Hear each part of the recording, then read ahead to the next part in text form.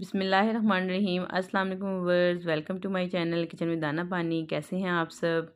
Hopefully सब ठीक ठाक होंगे, खैरियत से होंगे। आज मैंने अपने किचन में बनाया है जी शलजम गोश्त और साथ मैंने बनाए हैं चावल।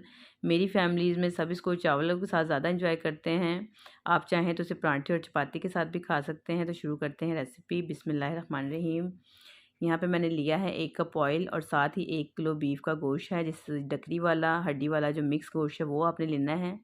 शलजम गोश्त के साथ जो थोड़ा चिकना गोश्त होता है वही मज़े का लगता है, तो आपने कह के इसको डकरी वाला गोश्त लेना है। फिर इसमें आप बनाइएगा, देखिएगा बहुत अच्छा फ्लेवर आएगा इसका। साथ ही मैंने 1.5 टेबल स्पून इसमें डाला है अदरक लहसुन का पेस्ट, उसको थोड़ा सा फ्राई कर लेंगे।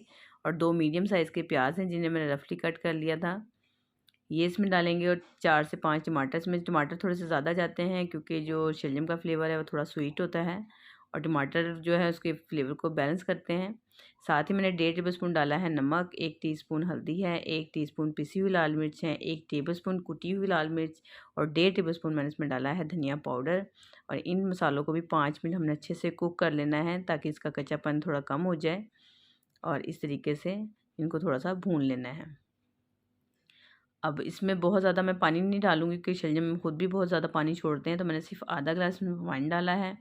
डकरी का गोश्त थोड़ा टाइम लेता है गलने में, आप चाहें तो प्रेशर में बना सकते हैं, लेकिन इस तरीके से मिट्टी की हांडी में भी बड़ी आसानी से ये कुक हो जाता है।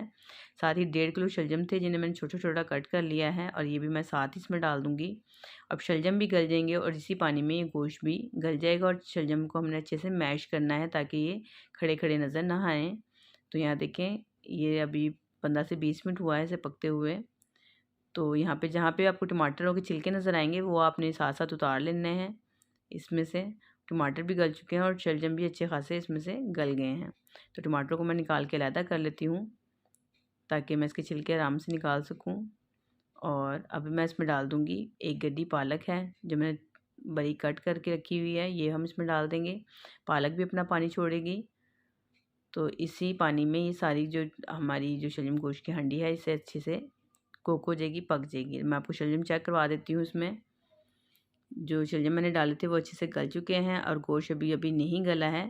तो जब तक गोश्त गलेगा शलजम अच्छे से मैश हो जाएंगे। ये देखें, ये बिल्कुल गल चुके हैं और यहाँ पालक ने भी अपना पानी छोड़ दिया है। हम इसको अच्छे से भून लेंगे। बस ये बहुत आसान रेसिपी है। देखें, इसमें कुछ भी ऐसी चीज़ नहीं है, बस आपने गोश्त को पहले नहीं गलाना, गोश्त को हमने साथ ही डाल देना। अगर हम गोश्त पहले गला के शलजम बाद में डालेंगे तो जो हमारा जो गोश्त की जो रेशे हैं वो सारे मैश हो जाएंगे, वो फिर खाने में अच्छे नहीं लगते। कहीं कहीं आपको मोटे शलजम नज़र आ रहे हो तो चम्मच से प्रेस कर दें। और ये जो डकरी की बोटी है इसमें अभी अच्छी खासी कसर है, तो ये पानी है इसी में ये गल जाएगी। और ये जो बकरी का जो गोश्त होता है ये बहुत अच्छा फ्लेवर लेकर आता है, इसके अंदर मिख वाला फ्लेवर आता है। इसकी वजह से ये बहुत मज़े के बनते हैं। तो आपने इसी गोश्त में इसको बनाना है।